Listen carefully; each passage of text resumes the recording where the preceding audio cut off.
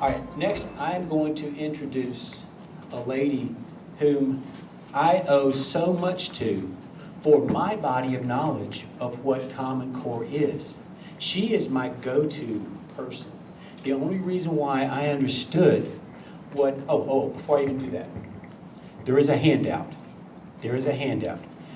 It's called, this is my derivation of HB 502. I want to tell you a little bit about that before I turn you loose. I'm not going to go through it with you, but I do want you to take it home with you. The night before HB 502 was going to be voted on in the Senate, I got a note from Mary Kay. It wasn't to me, but it was something that she posted on Facebook about HB 502. She said, this is the granddaddy Common Core bill. And so I looked at it.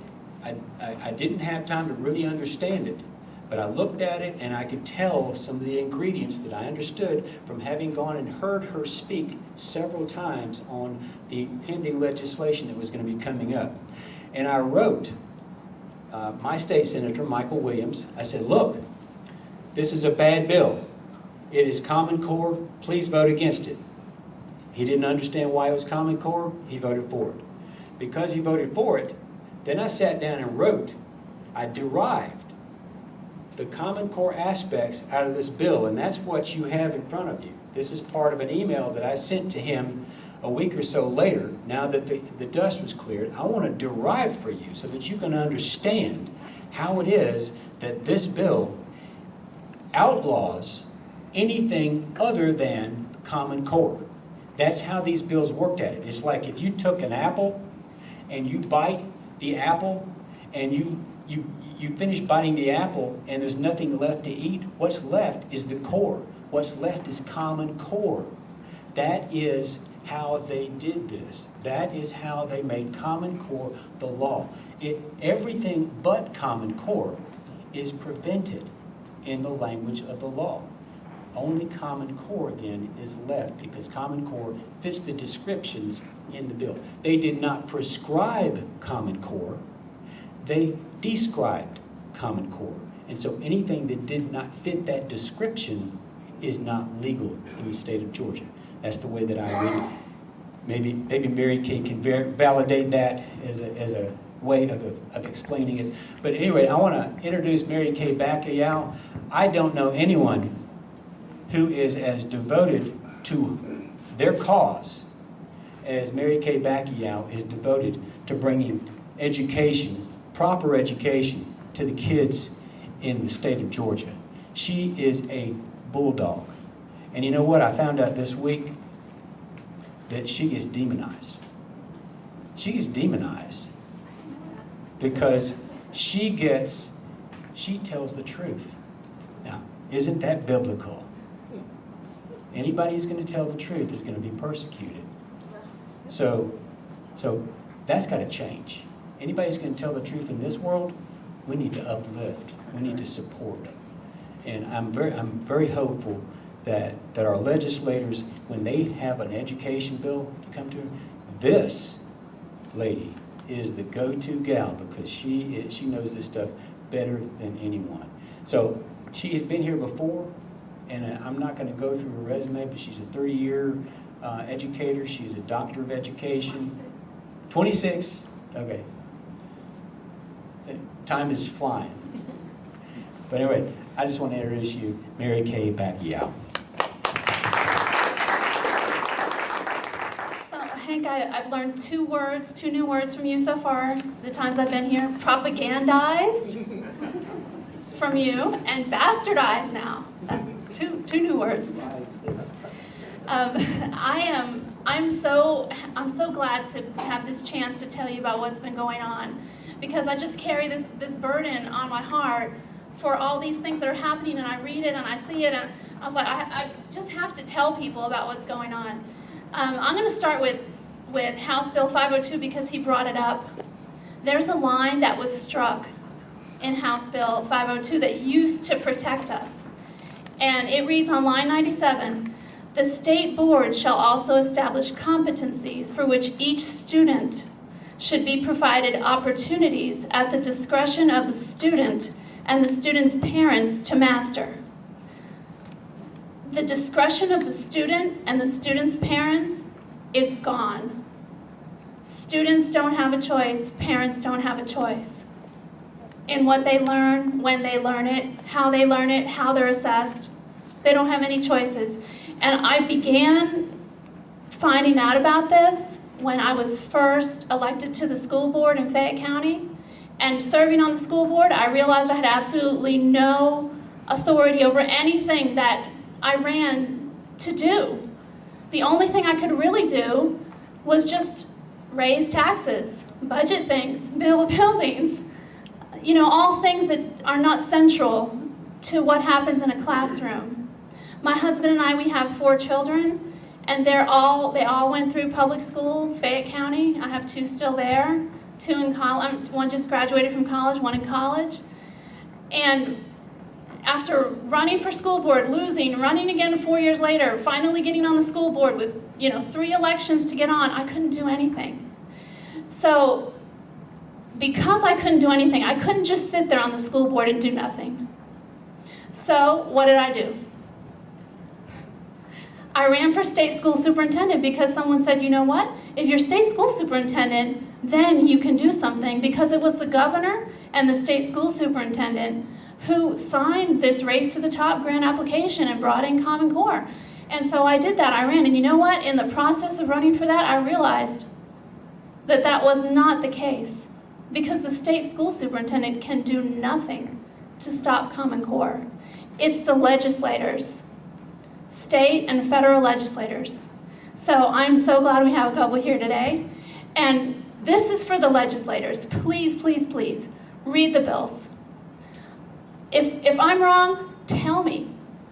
I'm committed 100% to the truth in everything, every single thing. So if you find something that's not right, please let me know. Okay, first let me talk about being on a school board, a locally elected Board of Education member. The 2 red boxes at the top are the things that take away the authority of local school board members. Your local school board member is the person closest to the parents, closest to the teachers, closest to you. There is a plan to take away that authority. And part of that started with the school board gag law in 2010. It put on school board members a code of ethics that's different from any other elected official at any level. After a vote is taken, school board members cannot talk about being in opposition to the vote. We didn't have freedom of speech. We could not. So if we had a vote for Common Core and I voted no, afterwards I couldn't say why or how come. So on that day that we voted for Common Core aligned textbooks, I educated the rest of my board members. I gave them copies of standards. I created a spreadsheet that had 5 different kinds of standards, and it compared our old Georgia standards with the new Common Core because they were 1 to 2 years behind. I'm a math education professor, so I enjoy studying those things. And people were lying about the standards. They were saying they were rigorous, internationally benchmarked. None of that was provable. None of that was true. And so they voted to give the textbooks because there weren't any other textbooks available and teachers needed resources. I couldn't talk about that afterwards. The other thing that silences school board members is another state bill, is House Bill 115, and it gives authority over the school board to accreditation agencies outside of our state. Advanced Ed purchased SACS, the Southern Association of Colleges and Schools Accreditation Agency, and so we don't even have a regional accreditation agency anymore. Advanced Ed accredits schools in all 50 states and 65 foreign countries. And we're subject to that. So what happens if we go against the accreditation and the accreditation agency is partnered with the Council of Chief State School Officers and they want Common Core and we don't? We can be sued over that. And if we are sued, attorney's fees cannot be paid with public funds, so we're on the hook to raise money for ourselves or spend our own money. So this is two major attacks on local school board members. Now, we have another trick over here, which is the 3 different kinds of systems. We can have status quo, which is no waivers. We can have a charter system, or we can have an investing in educational excellence contract. Do you know what Hall County has? Does anyone know what Hall County has? The charter? Okay, you definitely don't have status quo. IE squared. You have IE squared. Okay, so what did you give up to get that special contract with the State Board of Education? You gave up authority over your local schools if you don't have CCRPI points and a school rating score that's acceptable. That's what you gave up. So that's huge. And Fayette County gave that up too. It's a trick. How did they get your school board to give up authority over your local schools? How do you think that happened? They said, we can waive state law for you. Look at all of these things we can waive. Aren't these horrible things? You don't have to stay under class size maximum. You can have as many students as you want in your class. Isn't that wonderful? Oh, and you don't have to spend at least 65% on instruction. You can spend less than 65% on instruction. Wouldn't every parent want that for their local school system? What else? Oh, by the way, I know we have these state minimums for paying teachers for, years of experience and education. You don't have to worry about that either. You don't have to do that. State salary schedule, gone. Oh, and by the way, you don't have to hire certified teachers either. Isn't this a wonderful day? That's how they got the local school boards to give up their authority. Okay, so obviously, we should pick the blue one. I don't know how many school districts have picked the blue one, not too many. Okay, now comes in, if that didn't work, and a school system wants to have that local authority, what else can we do? Well, let's start the State Charter Commission. And that was House Bill 797. And what that did was it gave us an unelected commission to oversee charter schools. Is that the American way of running things? Unelected councils, no elected representation? Is that the way? What countries do they do that? Russia. In Russia? Cuba has unelected councils. But we have one here in Georgia. It's called the State Charter Commission. And we also have this year, in 2015, we have a Charter Commission private foundation. So not only do we have unelected councils, we have these unelected councils connected to private organizations that they're also unaccountable to voters. This past legislative session, this bill here passed, House Bill 474, and it dictates the admission policies for charter schools. These are not charter systems. These are charter schools.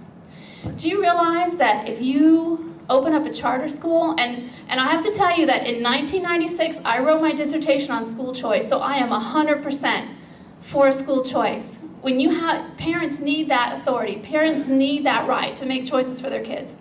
But when we look at what's happening with the charter system, it's a fake choice. It's not a real choice because these schools have to do the CCRPI points and have to be subject to the U.S. government's, what the U.S. government wants them to do. And I'll show you that. So here's the next way we can get our local school boards to relinquish their authority. Have you heard of this one? the Opportunity School District. And this just passed in 2015. They tried this in New Orleans, and what they do is that the governor appoints someone to be in charge of the Opportunity School District. So again, it's not elected. And if your school, let's say you didn't take the bait for the first two options, if your school falls below a 60 in CCRPI points, the Opportunity School District can come and take your school, and then you won't have any local representation. Now, the only problem with this legislation is that it's unconstitutional, according to our Georgia state constitution. So what did they have to do? They had to put it on the ballot. So it's on the ballot in 2016, and it's very tricky the way it's worded. Should the state have the authority to take over failing schools? Oh, well, yeah, we don't want failing schools. We want the state to be able to, fix all that. Because the state can fix all that. But what is it really? It's the Opportunity School District Superintendent appointed, taking those schools and handing them over to the charter system. Now remember, charter system doesn't have any local representation. Okay, now you know what this does? This puts a serious burden on all schools for fear of falling below 60. And actually, for the IE squared and the charter system, they had a bill where it was if you fall below 80, if you chose wrong and picked the charter system or the IE2, it was 80. So now let's see how else we can take away local authority. We have the state BOE, which is appointed. So the state BOE is in charge of the state school superintendent. So really, he's like the Queen of England. Wave, say hello. But he really can't do anything.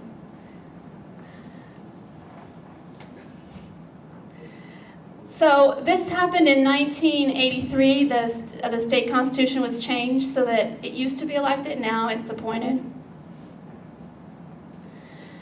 Now I'm going to show you why they did all of this. This is a huge piece of the puzzle. What we have is we have a new school rating system called the CCRPI, and it was from Senate Bill 410 in 2012. Wonderful people that I know, wonderful people, truthful, honest people, voted for this. They were snookered. They didn't know. So if we make a mistake, we'll say, okay, I'm sorry, I shouldn't have done that. Let me fix it. I apologize. I want to try and fix that as best I can. But here's what it did. It's no longer about absolute academic achievement. It's about things you would not believe in this school rating system. First of all, growth. It's not what you think. It's not, okay, well, you can run a mile in 10 minutes this week, next week you run it in 9 minutes. That's growth. You can go faster, better. It's not that. It takes all the students and lines them up and say, okay, now, everybody, this is just academically, I'm giving you an example with running. All the students are going to line up and they're all going to run a mile, and then we're going to time them. And next week, they're all going to run a mile again and we're going to time them again. Let's say you came in third, okay? You have a certain score. Next week, if you came in third, you didn't grow. Now, if somebody broke their leg, and all of a sudden you came in second because the person who was second broke their leg, does that mean you grew? No, it just means someone else didn't do as well as they normally would. It has nothing to do with your particular time. That's the way the growth measure is calculated. So only half the students can grow. Even if they all can read 4 or 5 grade levels in advance, only half of them can. It's an unfair rating system. Only half the schools can grow. Only half the teachers can grow. So here we're getting points for this. So we're definitely going to have some schools who aren't going to get very many points because it's a comparison measure. And they call that the teacher effectiveness measure. And they use that on the teacher evaluation system. The other thing that's in here is we have statewide content standards now. Those are Common Core. All the states have Common Core. You know, I even went to Houston where they say they don't have Common Core, and I looked at the standards and I was like, wow, those are Common Core. They added a couple financial literacy standards, but they called it something else, Texas standards, but it's still Common Core. So what happened when we heard about the new math, how they changed back to traditional math? It's still Common Core. In the original Common Core document, there was integrated math and there was separated math, algebra, geometry, and such. Tennessee had the separated math. We got the integrated math. So now we're switching. It's a public relations trick. It's the exact same standards in a different order. How much more time do I have? Do I have more time? Okay. The other thing that's in the CCRPI is behavior modification. You passed this year, Senate Bill 164, where you said, state legislator, you said we need to use PBIS. What is PBIS? It's a positive behavior modification. It's really treating kids like animals. You do this, we do this. You do this. I mean, it's constant little tiny points, and it does not build internal self-motivation. It makes you think of external motivation. And you know what? It's an initiative from the U.S. Department of Education. And you get CCRPI points for doing that. You get CCRPI points for clicking on the longitudinal data system. You get CCRPI points for having advanced placement courses. Now, we all know what happened with advanced placement, how off the rails they came with American history. They can do whatever they want. They have several streams of a monopoly coming in, and they're not worried. They don't have to change anything. Also, the International Baccalaureate program, you get points for that. You get points for having dual language schools. So we have all these dual language schools popping up because you can get extra points for that. And the thing about the CCRPI points is that mathematically, if you look at the scores, they are calculated to decrease every year, even with the same score. So it's designed to make a school decrease points so that they have to get more points, so they can do all these things that USED wants them to do. Okay, it's also surveys that parents and students and teachers take about the school. Those surveys go into the CCRPI score, school climate surveys. Do you think the CCRPI school rating system is an accurate measure of student achievement? No. No. And you know what? It really makes it worse because the standards are so low. We used to do multiplication, 2 by 2 in 3rd grade. Now we don't really even have to do it till 5th grade. So many things. Long division. We used to do that in 3rd grade. Now we don't have to do it till 5th grade. So many things are moved back. So the test is the lower level test. And the teachers are going to get their evaluation based on how the kids do on the lower level test. So they're going to teach to that low level. And then all the nonsense math methods that you have going on to fill time because you're not actually advancing. Okay, this is not a fair system. This is how they take your school. This is the only way of rating schools. Yes? Can you please tell us what CCRPI stands for? College and Career Readiness Performance Index. In layman's terms? College and Career Readiness Performance Index. So it's not everybody can go to college, okay? Arnie Duncan has said this. They'll know by 2nd grade whether you're going to college. Someone else is deciding this for you, not the student, not the parent. It's or. It's either or. It's in the federal legislation as well. That system, you get points for doing the career clusters. I'll get to that. Did I explain that? Okay. Now let's look at our Hope Scholarship money. You never let a scholarship incentive go to waste.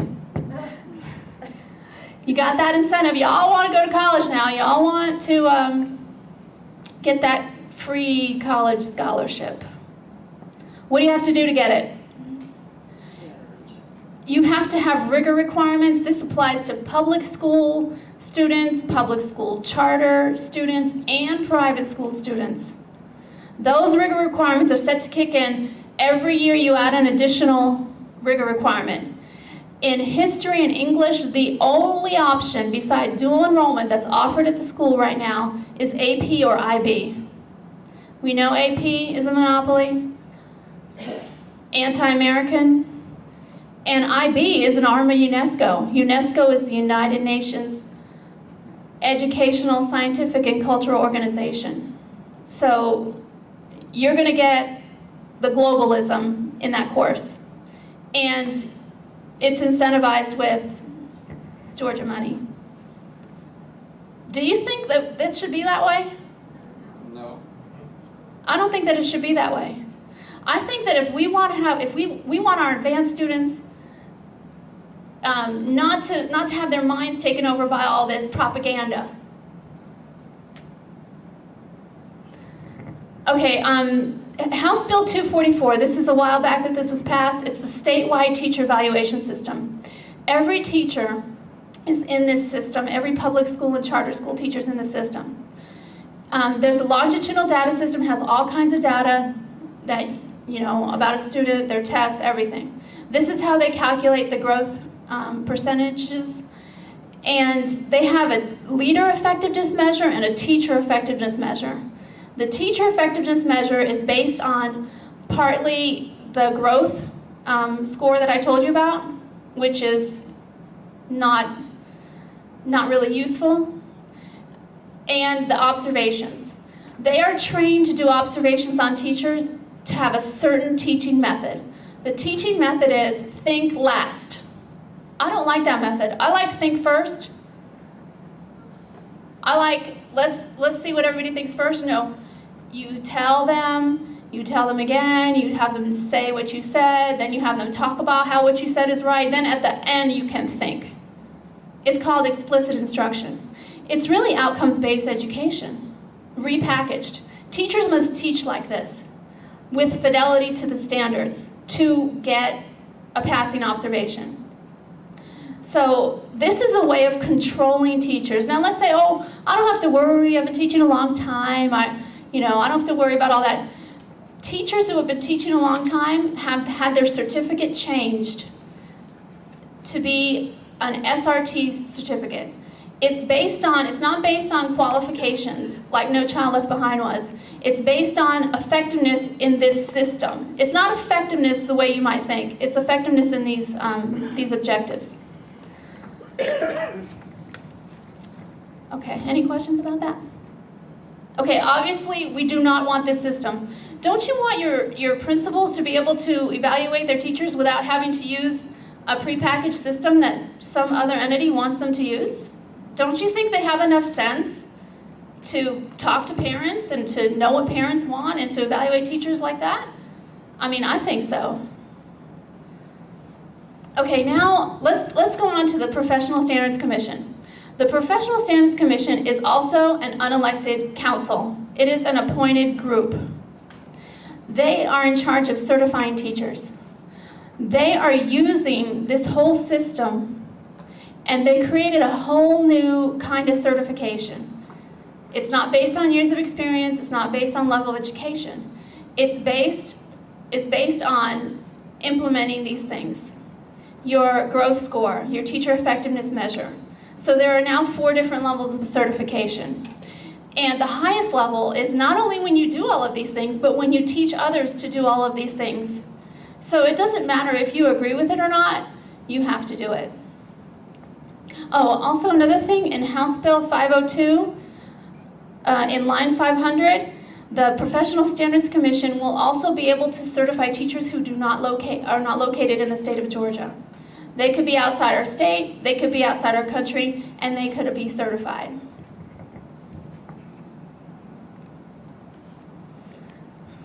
Okay, now this is what's happening with work-based learning.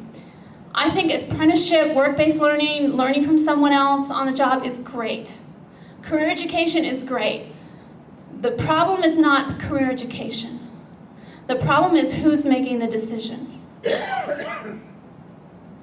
The bridge law passed in 2010. The plan is reviewed by and approved by the student's counselor or teacher advisor. So if this was the case, Ben Carson wouldn't be a neurosurgeon right now because his counselor told him to do something else. Counselors and these teacher advisors, they're being placed in authority over the parents, over the students, and they're the ones making the decision. And you know what they're using to make the decision? The data. That's in the statewide longitudinal data system, every single thing about that student. It's not, what do you want to be when you grow up? It's like, okay, maybe this is what this business wants, this is what this industry wants, so we need training for that. Only a few people will be able to go to college based on these tests. Work-based learning, House Bill 766 in 2014 and Senate Bill 2 in 2015. It removed academics after 10th grade. So you don't need to go to 11th and 12th grade, you can just go right into this work-based learning program. If your counselor tells you you have to do the work-based learning, then that's what you have to do. Students do not have to be paid for this. There was a line that had students should be paid minimum wage. Oh, let's take that out. Why do you think they took that out? Chamber of Commerce. Somebody's getting some free labor and free teacher overseers, that's for sure. So for the last 2 years of high school, they're not even going to school. They're going to work for someone's receiving free labor, and they're not being paid, and this is a substitute for the last 2 years of school? Okay, not exactly that. That's an extreme version of this. Hopefully not. They do not have to do 11th and 12th grade academics. They will do the work-based learning with the career training. Let's say they want to be a welder, and we have a shortage of welders. It's not a fun job. And people need welders, and they get paid a whole lot. So we need more welders, so maybe we could pay them less, so let's have the public pay for the training of the welders.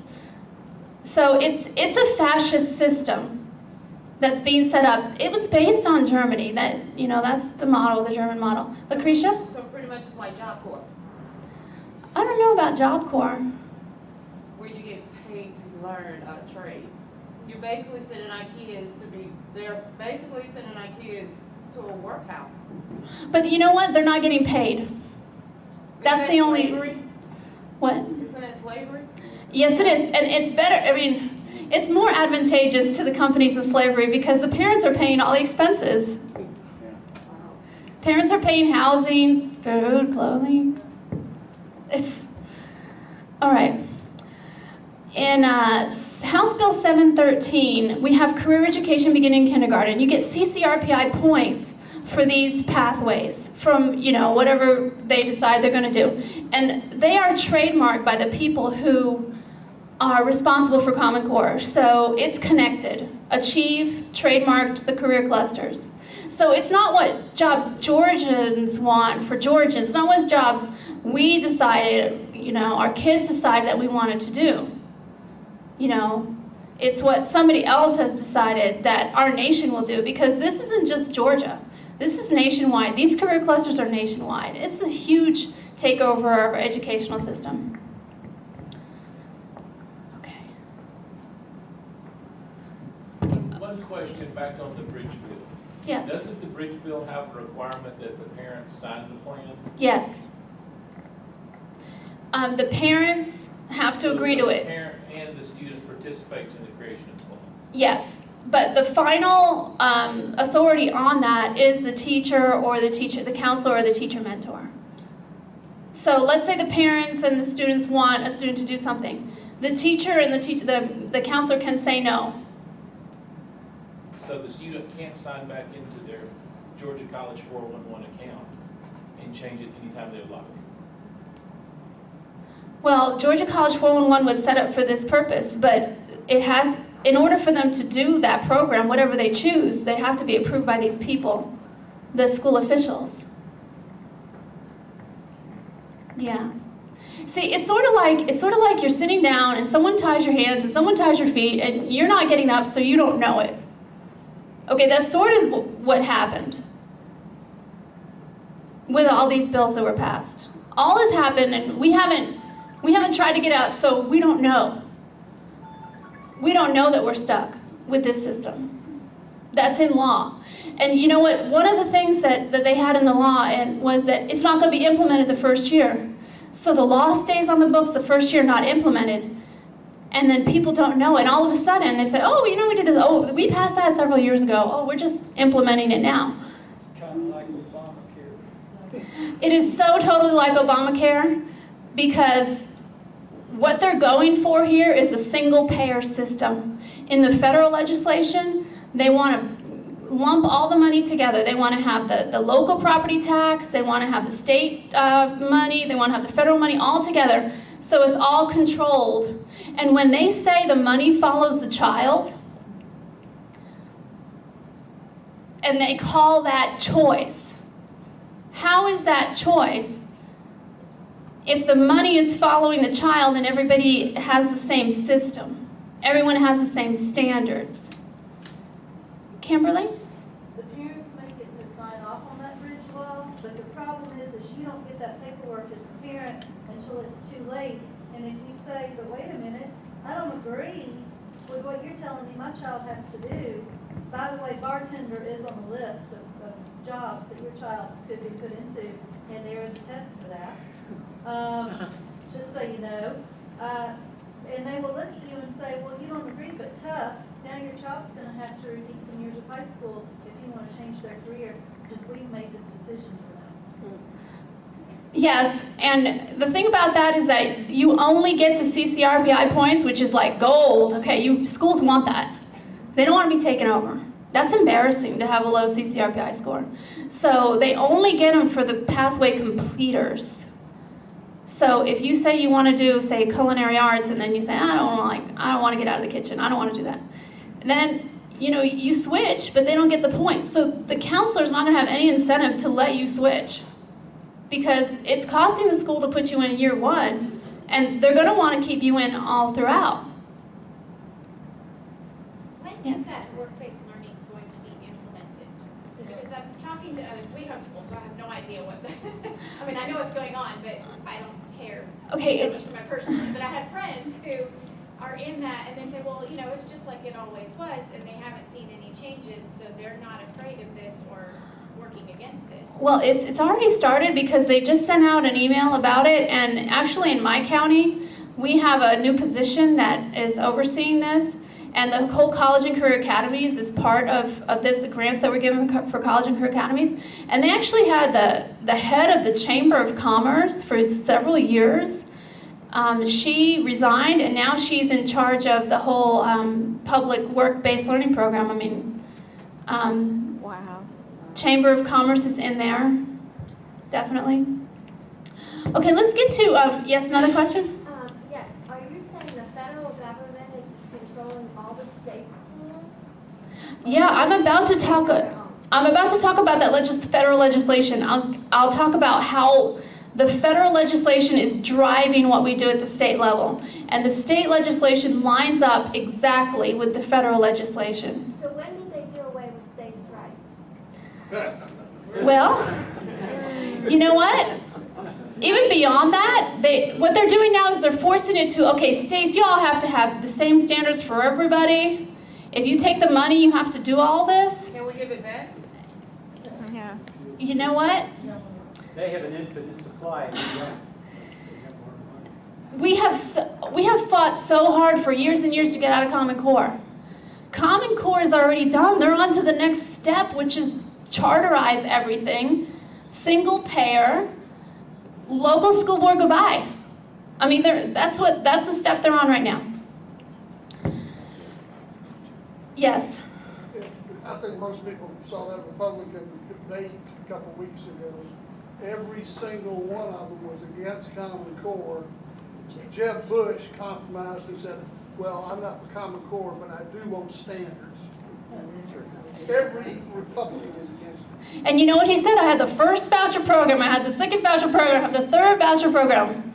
I used to live in Florida, and he said, when I lived in Florida, we had a class size amendment that passed. And on the night that passed, because the classes were huge, 48 kids in a kindergarten class, on the night that passed, he said, I have a sneaky plan to undermine the class size amendment. Jeb Bush said this. He was governor for 8 years in Florida. I'm sorry, I shouldn't bash anybody, but there you go. Maybe go to the Senate bill. Okay. And I'm talking about the U.S. Senate bill, and discuss how the funding, even though it says in that bill that the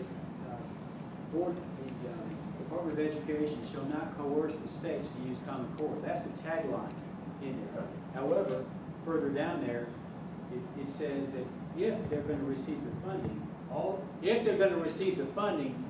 the entire state must be on the same system.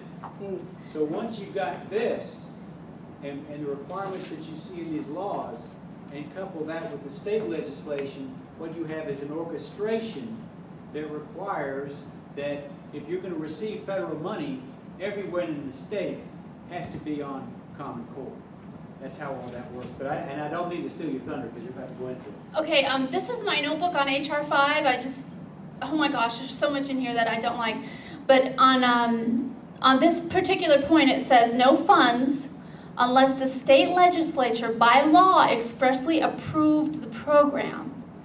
Allows that approval be accomplished by a vote to affirm a state budget that includes the use of such funds, but requires that budget to expressly include any requirement imposed as a condition on the state's receipt of these funds. If the state legislature declined the money, the money may not be reallocated to other states. So basically, state legislators, when you vote for the budget, you vote for all of this. From HR 5 instead of Bill 1177, yes. You talked to our group a few times about Common Core, and correct me if I'm wrong, but in the first time you spoke, you had a chart up of all the people that were involved in Common Core, and wasn't Bill Gates and Jeb Bush Yeah, I remember. in that original group that the gung-ho on Common Core? Actually, I actually went to Vermont where I met Jason Zimba, who was the lead author of the Common Core math standards, and he was talking about how Jeb Bush knew fractions, but he was also saying that he predicts that they will know in kindergarten. They could look at a kindergartner and say, you're either going to college or you're not. Based on the data, because now it's expanded. Did you know that the Early Learning Grant expands the data to birth through 5 and all early learning care centers? So it's birth through workforce data collection, that's what it is.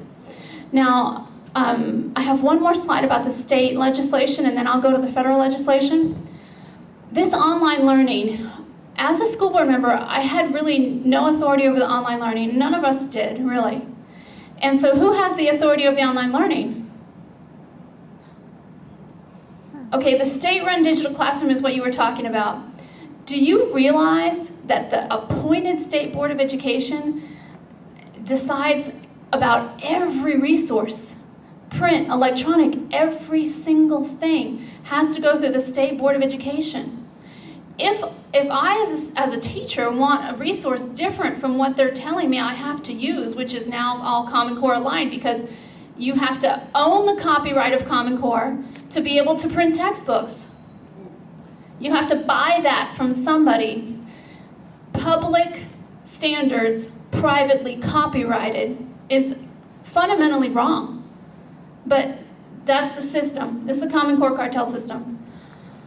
I have to get 20 other teachers from 20 different school districts to say, oh yes, you should have that resource that you want.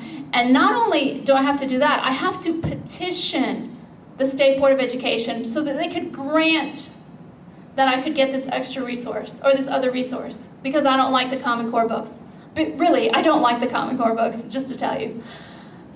If it's local boards do nothing, can do nothing. Superintendents who are appointed and who are under the authority of the Certification Professional Standards Commission, who is appointed, they're under their authority. They have to get 5 different superintendents to want this material and to petition. There is no local authority over classroom materials. It's gone because of Senate Bill 89 that passed this year. I say, please, please don't vote for this. My message was not reaching people, but I'll tell you, Marty Harbin and Mike Crane in Fayetteville, they were awesome. They didn't vote for the Opportunity School District. And when I told them, you know, 2 of my heroes, but Senate Bill 89, back to Senate Bill 89. Do you realize that the local school board does not even own the materials that they're purchasing? They're renting them. And they're digital. They're renting digital materials. They have to pay for them over and over and over again. The taxpayers are getting hosed. They really are. Senate Bill 289, and this is in many, many states. They have to take at least 1 online class. So who oversees this online virtual class? House Bill 502, there were several pages of safeguards for online learning. Pupil teacher ratios, evidence of success, you know, all kinds of safeguards. Line after line after line was struck out from the bill. So there are no safeguards for online learning. The only thing you have to deliver that online learning is you better own that copyright on those Common Core standards. Because that's all that's required in the law now. Nothing else. Now, House Bill 502 also, they're trying to get the private school and the home study students in the system. So they're giving grants now for that money to be paid for that online. And all of that is really one vendor. Okay, that's online learning. Questions? Can you explain what's a safeguard? What does that mean? A safeguard, if you look at the language of the bill, and I can show you the bill, it has so many things that the online learning providers have to be approved because they have to have certain, you know, criteria, you know, certified teachers, that they know what they're doing, you know, all of that used to be there is gone.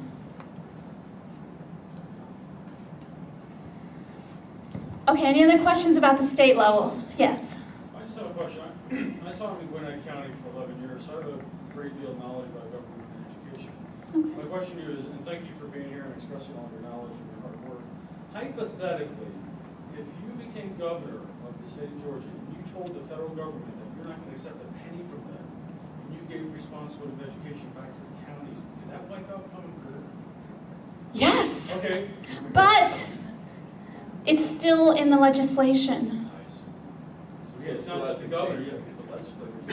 See, if I were all of those people, I mean, if I were a school board member and a state school superintendent and a state board of education and the governor and every legislator, what would I do? It would still be hard.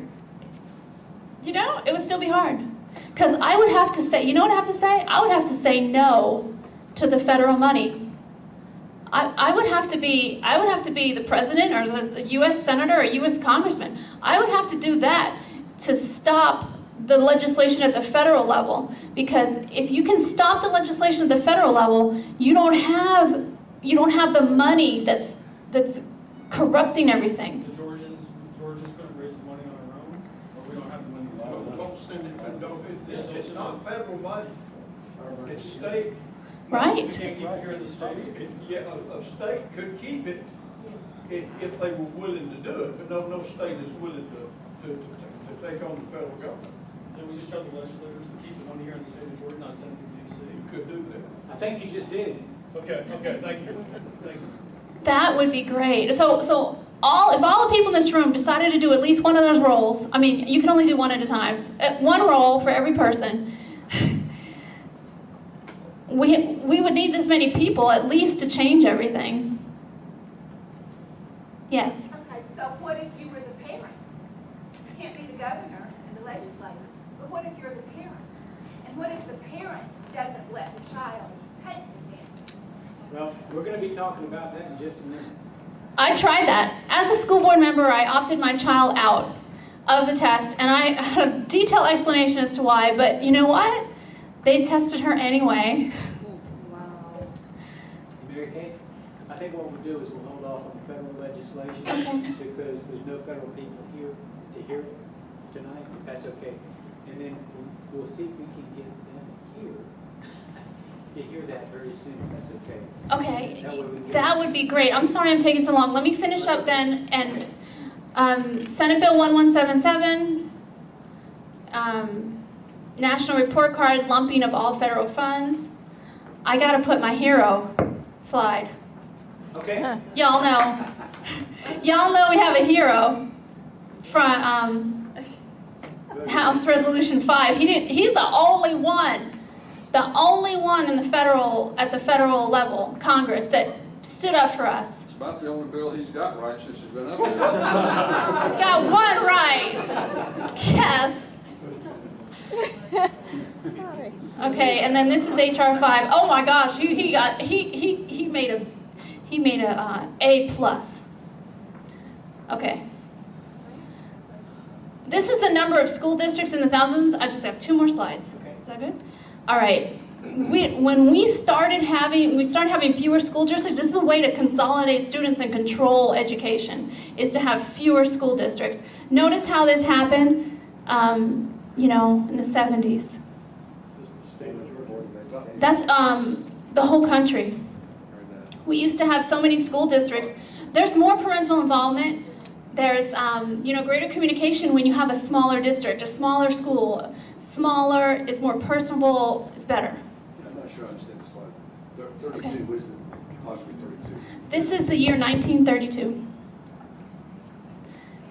And this is the year 2001. So you see we've reduced the number of school districts. Allowed for consideration for integration. I don't know. I mean, there were separate school districts in every county and city throughout the country before. Maybe that was the impetus behind it. There's always a good reason to do something that's not beneficial. I mean, not that integration wasn't, but Glad you didn't leave that hanging. Turn the camera off. no, the thing that's beneficial is having smaller, we needed that, but having these huge school districts, I mean, it's just not working. Okay, last thing I'm gonna say. My husband and I, we were out canoeing in the mangroves in Florida with my daughters, and he wanted to go down a path, and it wasn't like the main path. So we went down this path, and all of a sudden my daughters were first, and my husband and I went in the canoe. We saw this huge python right above my daughter. I didn't stop to take a picture. I did not. I was like, get out of there. This is what's happening. The government is the python. It starts out small, consuming rights, consuming sectors of our economy, of our country. Federal income tax, the gold was standard, home mortgages, went after eminent domain and property, Bureau of Land Management just scooping up all the land, health care. And as the python consumes, the python grows larger and larger. There's a python that has swallowed public education, and it's going for private education next.